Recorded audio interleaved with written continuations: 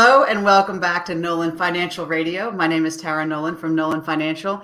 And if you're new to the show, welcome.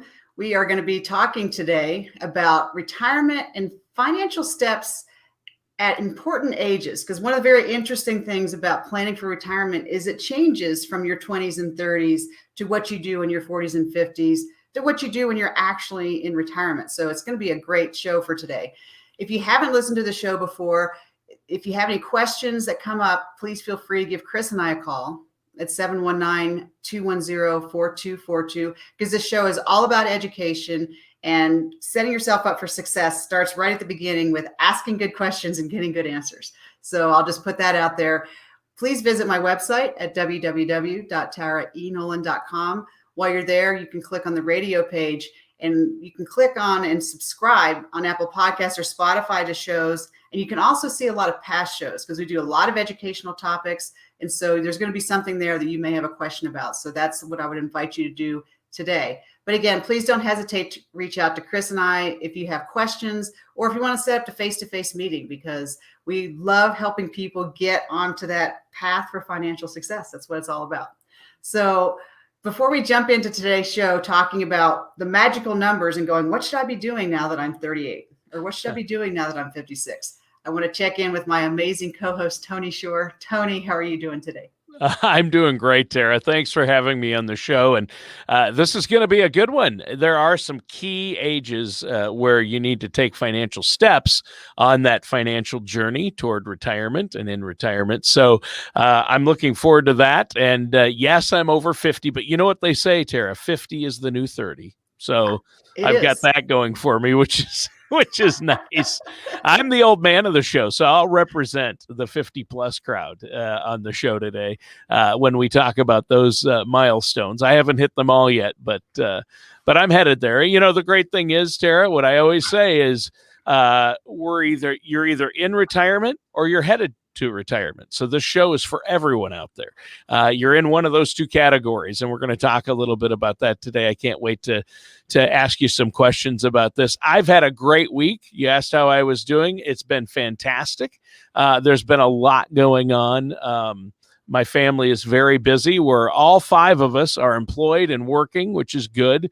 And so my three kids have full-time jobs right now during the summer, in between school years. My son graduated from college and he's interning. He just interned last week at a hospital, shadowing surgeons and other physician assistants while he gets ready to go to PA school. So that's awesome. And that makes us all busy. We're all busy. It's like at any given time, not all five of us are together very often anymore with everyone working. How about you and Chris, though? You and Chris are always together there. He's always there helping you out, right? He is, Tony, and he's actually getting the barn ready for the fair you're coming. But what's really been interesting is what's going on with the book is I've got it out now to advanced readers. So we're doing this before it goes to the copy editor. And been getting a lot of really good feedback. And then today I got some excellent feedback about, who's this book for? Is this book an advertisement to tell people they need to work with a financial advisor? Is this book designed to be a how-to book for do-it-yourselfers? And I think, Tony, the answer is yes. Both. It's all of these things. Yeah. Because it's definitely not an advertisement. I mean, I've read it and an early draft anyway to give you some feedback. And thank you for that. I feel honored you'd ask me to do that. But I love it. And I know our listeners out there are going to love it when it comes out early next year. But it really, in spots, it does encourage people to work with a financial services professional, because that's always an important and smart move. That's not necessarily an ad for yourself, but there's a lot of other advice that do-it-yourselfers can use in the book. And one of the things, so I really like that feedback, Tony, because what I want to be very clear is there's just a lot of financial concepts that you need to be aware of when you're planning for success and to get to your retirement. So I want people, the first step is awareness, right? You can't fix a problem until you know you have one. That's right. That's right. That's right. So it's been what a ride this is, writing a book. I would, if anyone's going to do it, I would encourage that they do that. And I can tell you what, Tony, I'm going through a workshop process, because I always seek out advisors when I'm doing things in life.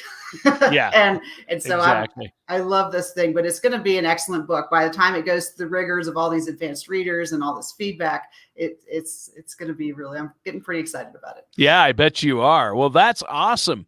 And speaking of topics that can help people, get a taste for some of what's in the book, our show today, now you're going to talk about ages. And I'm interested in the notion that, Tara, if you reach 50 and aren't quite where you want to be financially, there's still time to recover. And when it comes to our finances, obviously, I think that sometimes you feel like if you miss a benchmark or that benchmark, all is lost. But I know, as we're going to learn today from you, it's not necessarily the case, is it?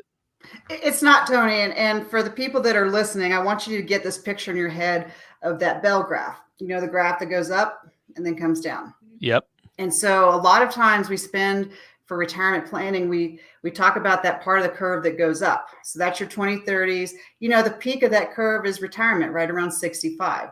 And so we spend a lot of time talking about accumulation. And like you're talking about it, when you're at 50, you're getting pretty close to the top of that bell graph where you want to have everything saved up. And it can feel frustrating, like you're behind, or, what's the point, throwing the towel, what am I going to do? But the show is all about education. So no matter where you are, there is something to do. But we're going to look at that. So when you're at 50, what do you do? Because the whole point of planning for retirement is so that when you do retire, when you actually have time in your day and you get to make a choice about what you do in the morning, that you have some resources and money to spend to enjoy it. Yeah. And yeah, that's key. That's key. You want to make sure you're able to enjoy your retirement, and that's why you need a plan. And 50 though is a key age, right? It really is. And so this article that I came across, Tony, talked about 10 retirement planning mistakes that people make at 50. And based on my experience with people, I really think it's a good place to start this conversation, because one of the things about planning, right, is none of us has that crystal ball. So we always want to make a plan that's like going to help us out with that worst case scenario. Yeah. And unfortunately, there's a lot of people that plan to work until they're 65 or even 70, but whether not by choice or sometimes by necessity, they retire early. They could have layoffs. They could have health concerns. I know quite a few people, Tony, that have actually had to stop working early to take care of an elderly parent. So there are things in life beyond our control, believe it or not. I say that with a laugh. So when, as a planner, my goal is to always try to help people be as prepared as soon as possible so that you have as many options as possible. Yeah. And so, by the time you're 50, really 50 is the time a lot of people, if I'm telling the truth, Tony, that's when people start thinking about retirement, because they've gotten kind of ahead of their student loans. Their kids are now in college. Their house is mostly paid off. And they go, oh gosh, now what about retirement? Yeah. Yeah, you really need to basically double down on what you're doing in your 50s to make sure that you're going to live a happy and comfortable retirement. Now, hopefully, you've been diligent before that, but for sure, it really gets serious. I mean, you see that train coming toward you through the tunnel, and it's headed toward you fast. And once you hit 50, time flies when you're having fun, they say. Trust me, that's true. When you turn 50, it just starts speeding along. And, I think, we hope for the best, but you want to plan for the worst. And certainly, there's things like people, are you going to, sometimes people are forced to retire in their 50s when they weren't planning on it. And you have to prepare for that as well, right? Mm-hmm. Yeah, you have to try to plan, because life is going to throw things at us. And the goal with a financial plan is just to try to give yourself a little bit of a cushion. We talk about the emergency funds. We talk about trying to set yourself up so that when life throws things at you, you have some time to think and recover. Right. Right. So what's another thing, Tara, that people need to be aware of when you turn 50? Well, and this goes back to, Tony, we talk so much about how money is so much more emotion than math. And so what I want those folks listening today is to picture a triangle and divide it into 3 areas. And so at the top of that triangle is your vision. Like, what does successful retirement look like for you? In the middle of that triangle, you're going to have strategy. And this is where I spend a lot of time talking with people about is, how much risk are you comfortable with? Sure. And, the question I always say is, how much are you willing to lose? Yeah. Because that's a more honest question. That is good. But this is where we talk about as a starting place, the rule of 100. And it's a simple place to start. You just take your age minus 100. So if you're 50 years old, then about 50% of your money should be somewhere safe and guaranteed. And about 50% of your money should be exposed to risk as a balancing thing, because you have less time as you get older to recover from downs in the market. Sure. And what I find, and Tony, this happens to a lot of clients who come to see me, they go, oh my gosh, I'm 50 and I'm going to be retiring soon and I haven't done anything. And they say, so we need to be all in the market and it's got to be high risk because we've got to make some money. And so I understand that, because we're all trained, right? That to make more money, you have to have more risk. And that can be true. But the thing is, Tony, a lot of it is also about tax planning. And yeah, it is. And it's about, it's not so much how much you make, but how much you keep. Yeah. And so what I don't like to see people do is to make decisions out of fear. Yeah. And that's never good. If you're 50 and you're behind, which you could be based on like what your goal is. Yep. We want to create a strategy that makes sense and is balanced, because you don't want to just compound a one decision with a bad decision. Like I had the story one time, Tony, I was flying, we were coming in off the coast of Iceland, and it was a clear in a million night, so we could see the coastline. And for whatever reason, our whole navigation system just went out. So Yikes. we didn't have an approach. But it was clear in a million. We were already talking to the tower, and you could see, we could do a visual approach. And my co-pilot, he was new, and he was like, well, do we need to fly a little faster and get there sooner? And he's trying to think through, how do we handle this emergency? And I was like, nope, we're fine. We can see what's happening. We do visual approaches all the time. And it was kind of one of those, when I was learning to fly, they said, step one is you wind the clock. And the meaning is, okay, take a deep breath. Yeah. The airplane's probably not going to explode. And a lot of times when you get in a stressful situation, if you look at how accidents happen, it's because there was a trigger event, but then you started making bad decisions. Yes. Because you were under pressure. Yep. Yeah, emotional decisions or decisions made under pressure. I like your analogy there and your point. That's when we make the most mistakes, is when we're under pressure. And so I think the desire to catch up financially, Tara, especially when you discover you're running a little behind on your retirement goals, that can lead to some overly emotional decisions. It really can, Tony. And so there are ways to catch up that are not gambling. and so that's one of the things that it's interesting to look at. And bringing up the point of gambling, I was talking to one of my clients as a doctor the other day, and he had a young 23-year-old woman come into the clinic, and she was breaking ground on a $500,000 house. And he said, wow, you've done really well. You're 23 and you're having a $500,000 house. And she's like, yeah, GameStop worked out really well for me. Oh, so she got in and out at the right time. Then obviously she got out at the right time, which was the key. That's the key. Most in those situations do not. So we're not recommending people do those things, but sometimes for some people, they get in at the right time and get out at the right time. And here's the takeaway from that story is, right, people are going to tell you those stories because they're cool. Yeah. That was really exciting. But don't listen to that story and go, oh my gosh, I have to be all in the market because I got to make a bunch of money because that 20-year-old did it. Yeah. That's not how you want to make your financial decisions. No. But there are some really cool things that you can do. Is once you're 50, this is the good news thing, right? Is then the IRS is actually going to allow you to play catch up. So for example, in 2021, if you were over 50, you could add an additional $1,000 to your IRA on top of the standard limit. So that's something that becomes available. Turning 50 is good, Tony. You start getting these magazines from AARP and places. You get discounts on things. The IRS lets you stuff more money away. Self-employed people who are 50 and older and have a simple IRA, here's another example, Tony. They can throw another $3,000 in above the $13,000 limit. Wow, that's a lot. And then if you have a 401k with your employer, you can contribute an additional $6,500 above the $19,000 limit. Wow. So there's a lot of things once you turn 50, getting older is a good thing, Tony. Yeah. Yeah, it is. And you can even open up a Roth IRA or a Roth 401k, and that contribution limit is pretty good for those 50 and older as well, right? Exactly. So yeah. And it's the thing is it can work out at that point, Tony, because that's when you're probably making the most money you've ever made in your life. Yep. So that you're in a position to start playing catch up. And, we say time is your best friend, and going back to that visual of the bell curve, the sooner you start, it just lets your money work for you. But wherever you are is where you are. Yeah, exactly. And it's clear, Tara, from what you're saying, catch-up provisions can really be a powerful tool for a lot of people.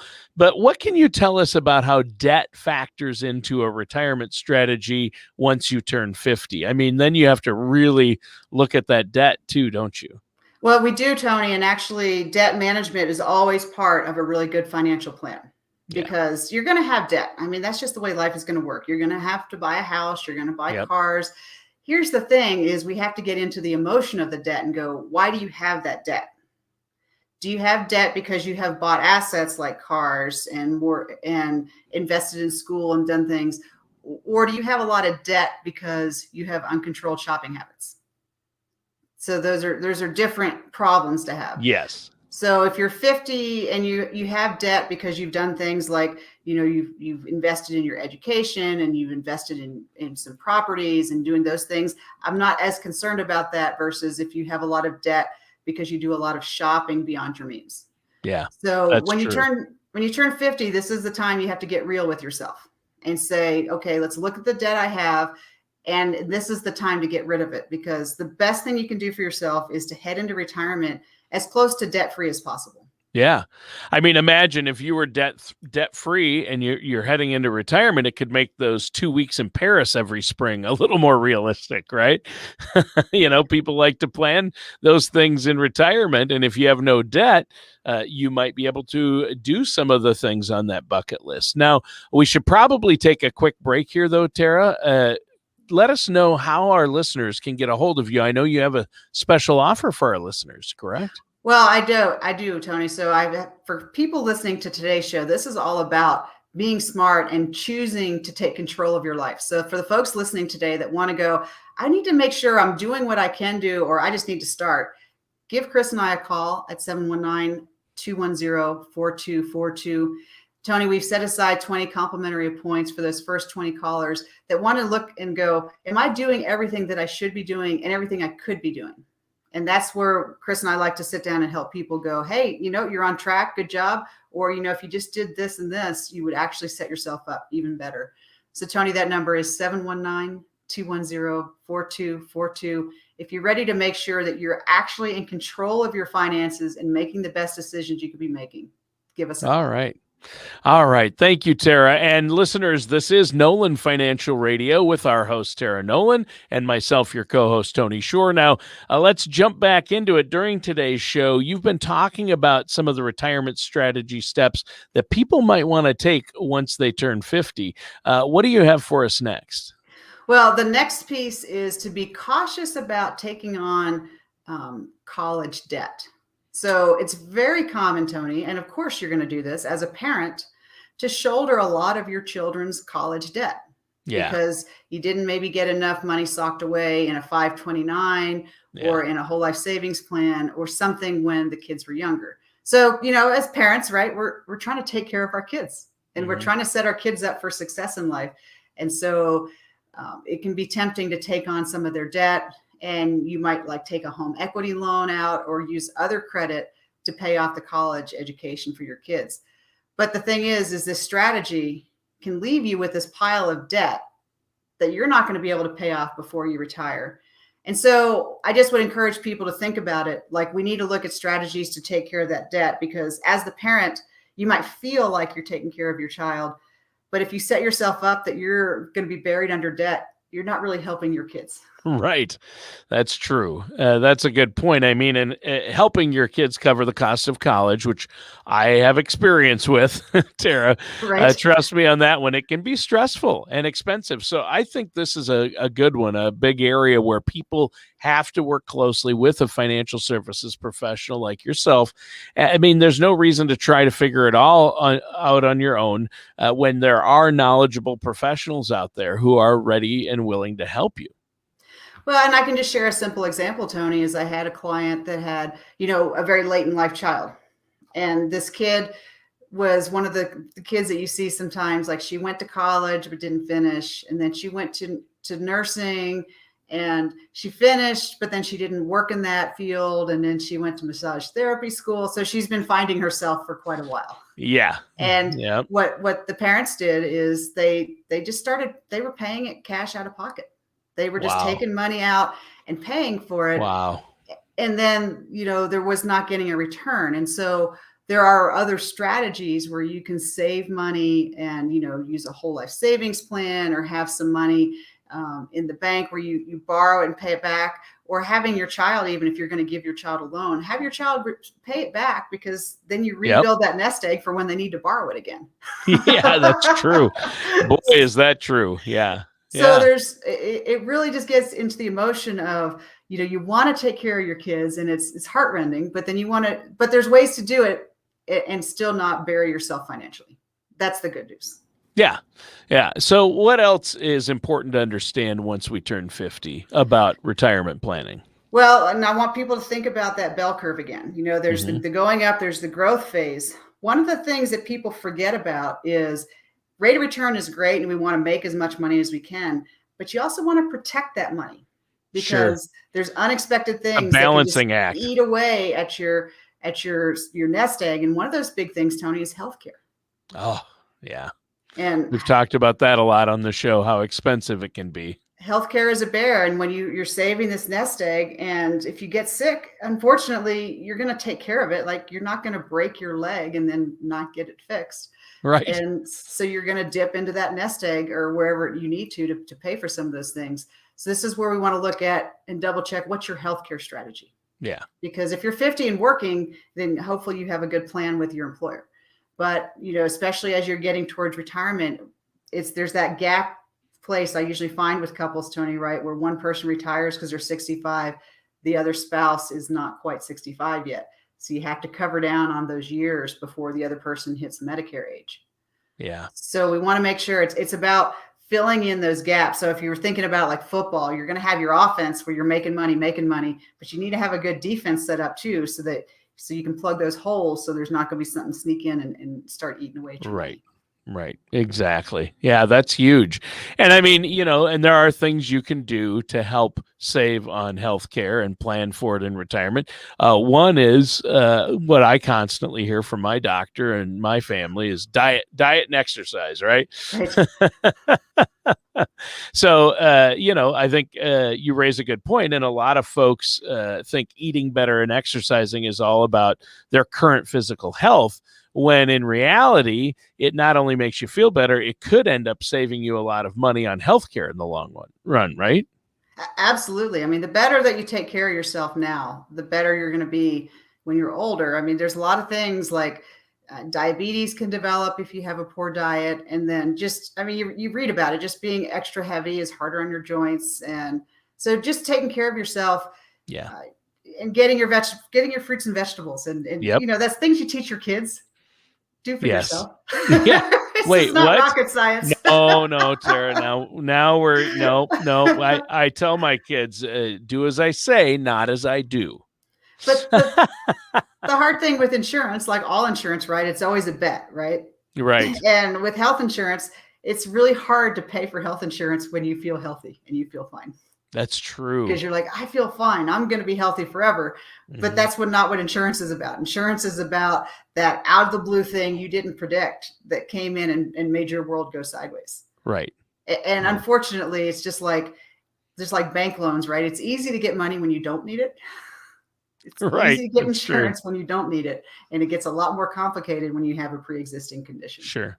So when it comes to insurance products, Tara, what should a 50-year-old person consider? Well, this is when you want to start thinking about long-term care insurance. Yeah. And if you're 50, you're probably taking care of some of your elderly parents. So you kind of Mhm. know, like it can get really expensive. Outrageously so. Yeah. And so I like to help people figure that out, and especially look at ways to save for it, but then still have that money available if they don't need it, right? That's good news. But you definitely want to have that available because we're all living longer, and that's Yeah. just the fact. And usually because we have better health care, you're not just going to die in your sleep one night.